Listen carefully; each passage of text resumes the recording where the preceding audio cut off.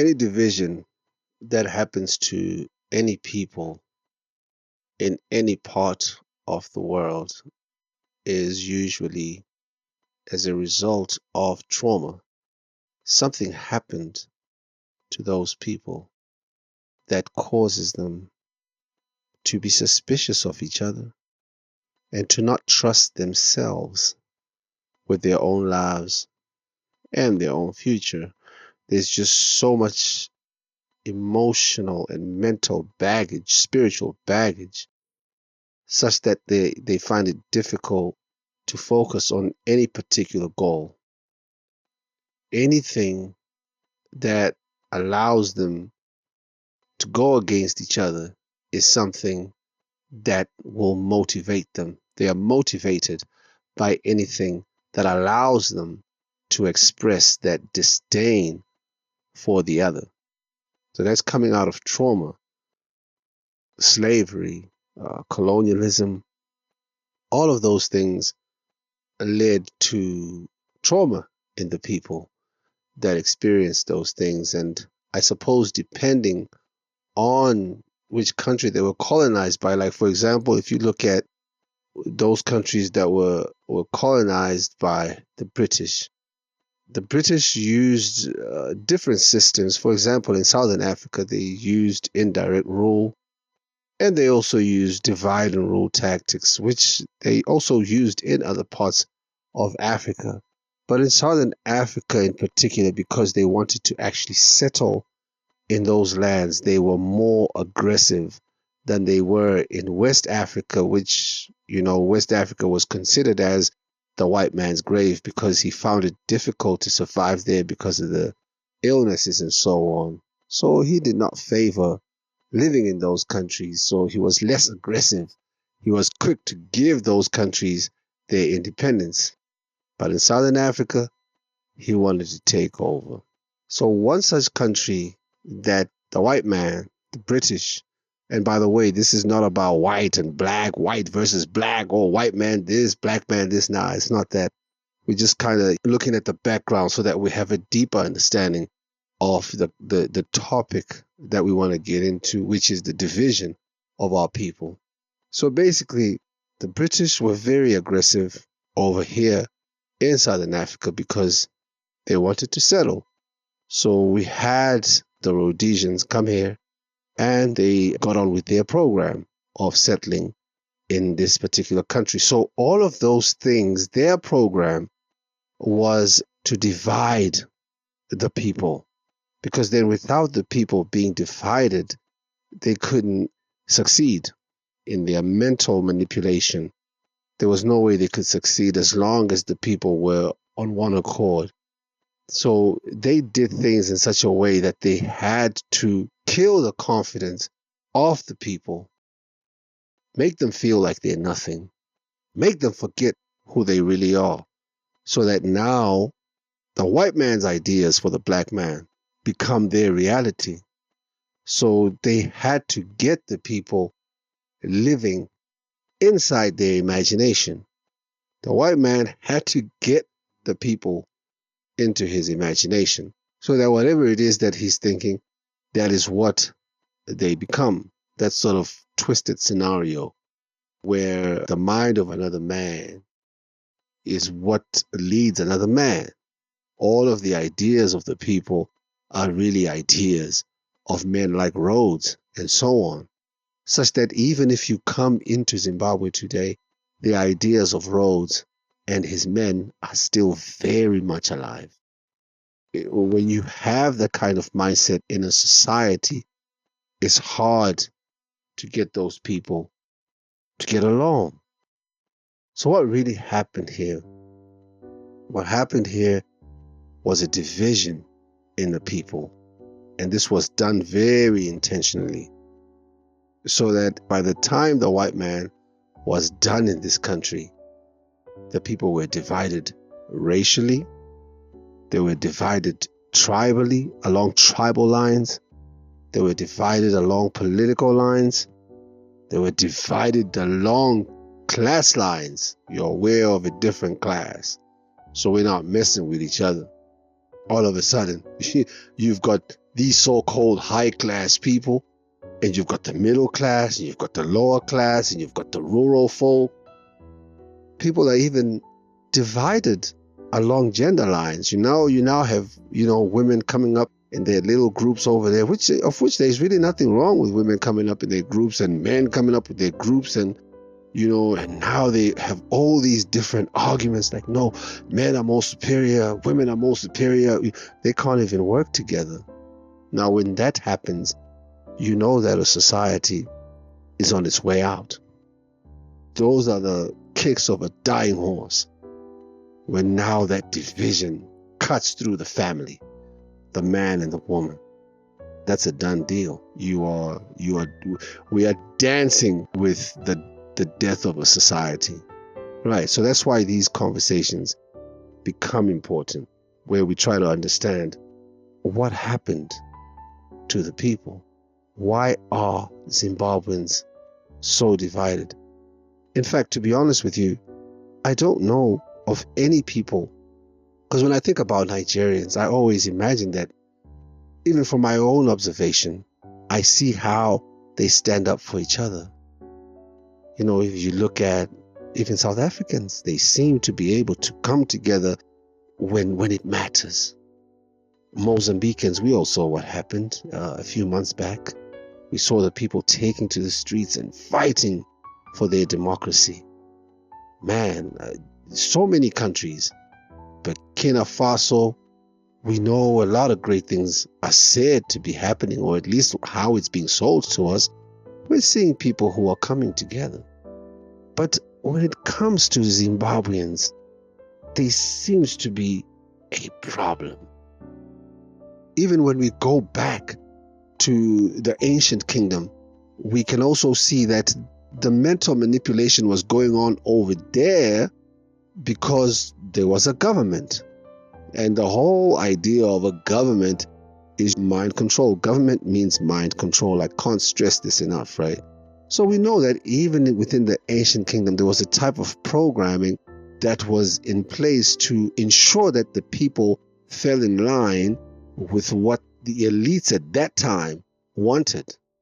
That control existed. So the control, it's not like the control started with the white people. No, they were actually able to superimpose their own control over a system of control that already existed during the Mutapa area and all of those other kingdoms. The white man was able to study that, and he was able to use the same points of power that were used in the ancient world. Otherwise, if he had not done that, he would not have been able to control or even be able to divide the people in the way that he was able to divide them. And I've spoken about this in earlier videos where I spoke about how Rhodes appropriated the great Zimbabwe bird symbolism. He used the Zimbabwe bird in government paraphernalia. At least it was definitely used during the successive Rhodesian establishments or governments.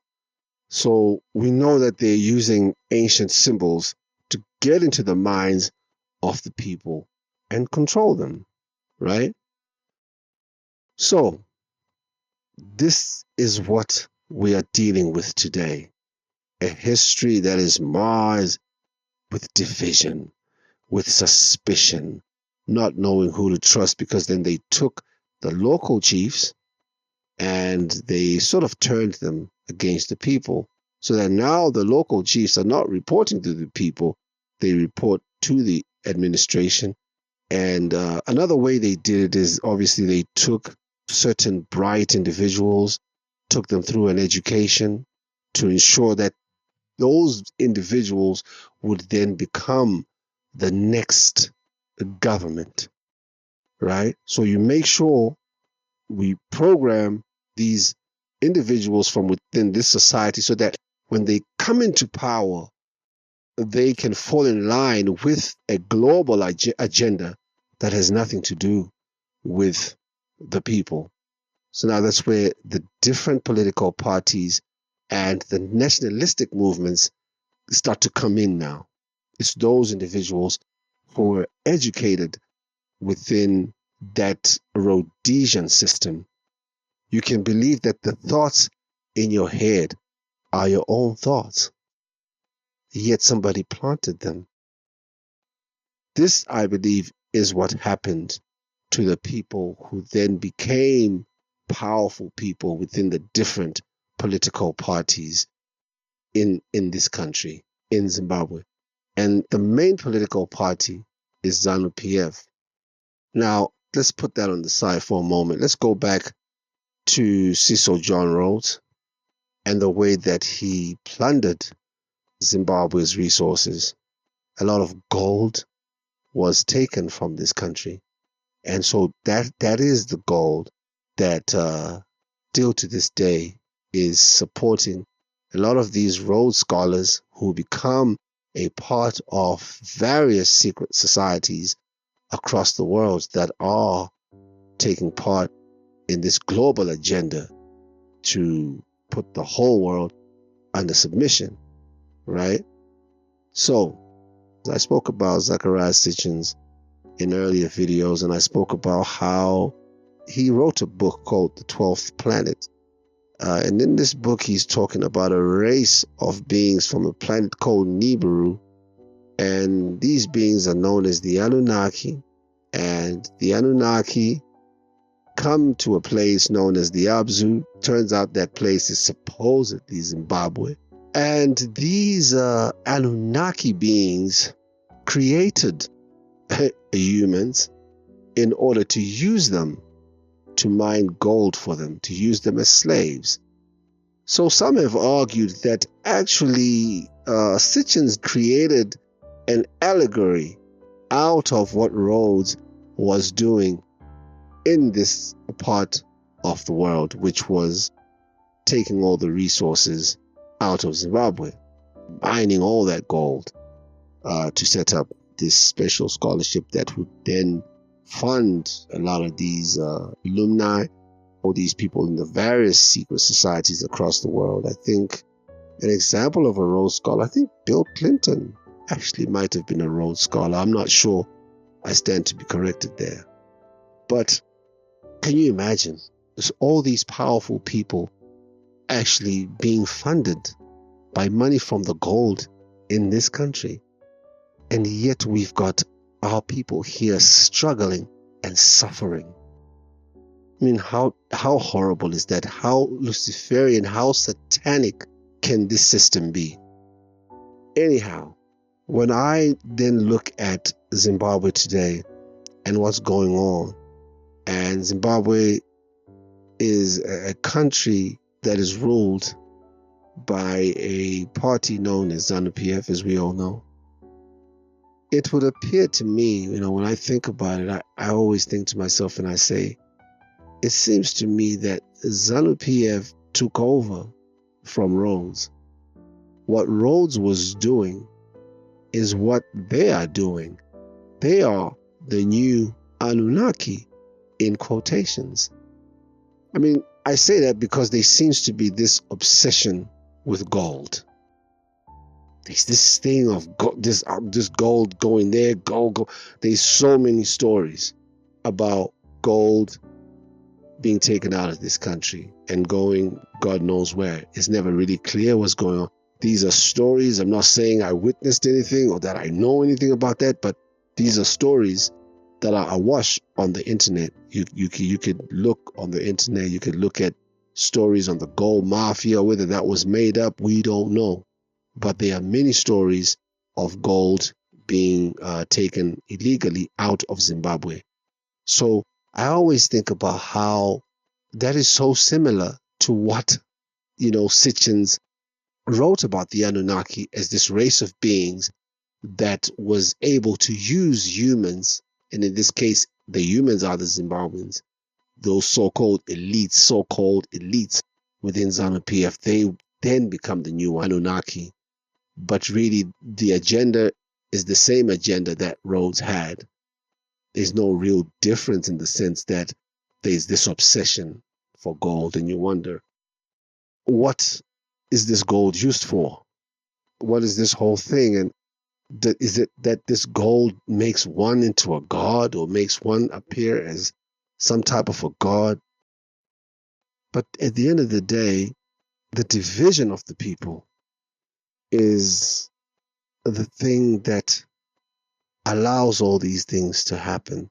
Because if the people were not so divided, then they would be able to put their heads together to figure out how they can extricate themselves from an undesirable situation.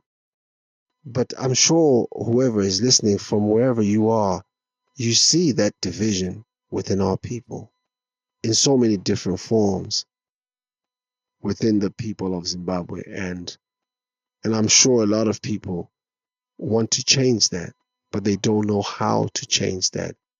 And I believe that there are ways that we can come together as a people.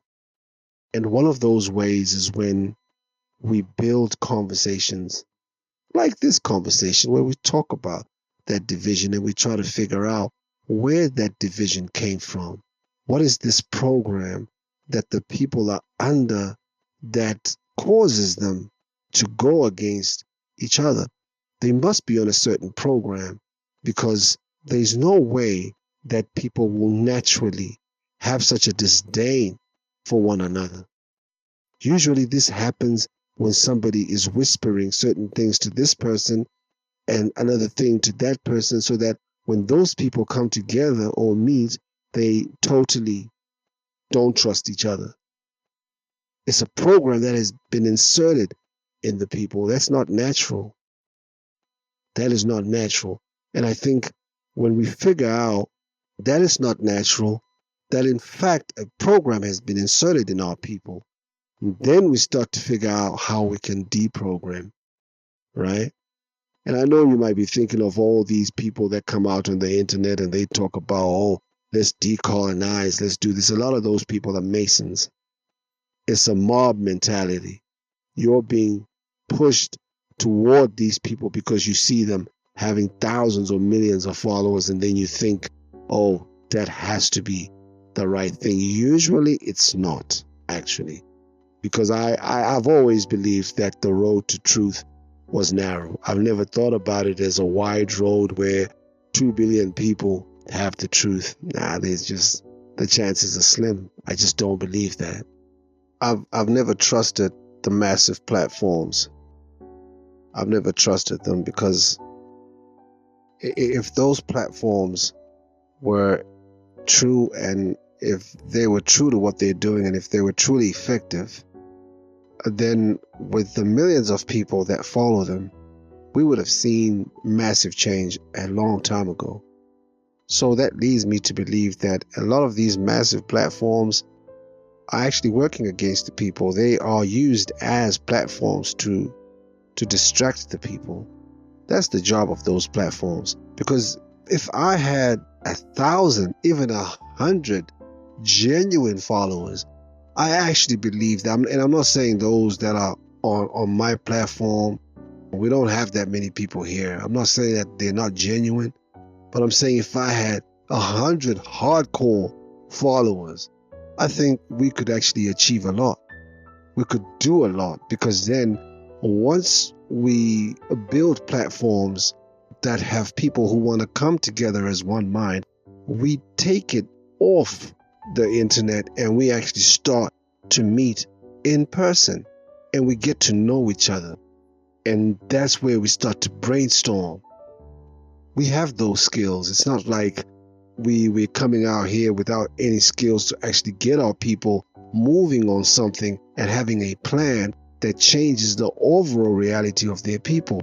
Here I'm talking about the movement of our people going somewhere for real, outside of the current political establishments that have failed our people, that have failed us. I'm talking about us coming together to be people and to be a force to reckon with, without having to have no group of people telling us what the fuck to do. We're just going out there and we're just gonna get it. This is what I'm talking about. It's very simple, actually. It's not even that complicated. But it's going to take a certain amount of unity. And we are running out of time, that wiggle room to actually make moves. There's going to come a time where we cannot make these moves, where the lockdown is so powerful that it's over. There's nothing that none of us can do to change our own destiny, and somebody else is deciding that. This is why, I'm coming out here like this. It's actually almost a desperate plea, because I know and I can see where this thing is going. So the unity of our people is paramount right now. And I know and I understand we can't take everybody with us. A lot of people are not going to understand what's at stake. A lot of people are not going to have the mental fortitude to even understand or begin to understand what is at stake. But if you do have it, if you do have an inkling, something in you that tells you that you have to come together with your brothers and sisters like me, if you can sense within what I'm saying that I probably am your brother on some level, your long lost brother, a brother that you never knew existed. If something in you tells you that I am that brother, I want you to reach out, and I want you to become a part of this platform, and I want you to take part in these conversations, contribute in whatever way you can. Because sometimes your contribution is just coming here, listening. I don't expect you to take part right away. It's going to take time, because you want to get a sense of what's really going on. And then you actually become a part of that planet. And over time, we make bigger moves together. This is really what we're trying to build here. All right? Until next time, peace.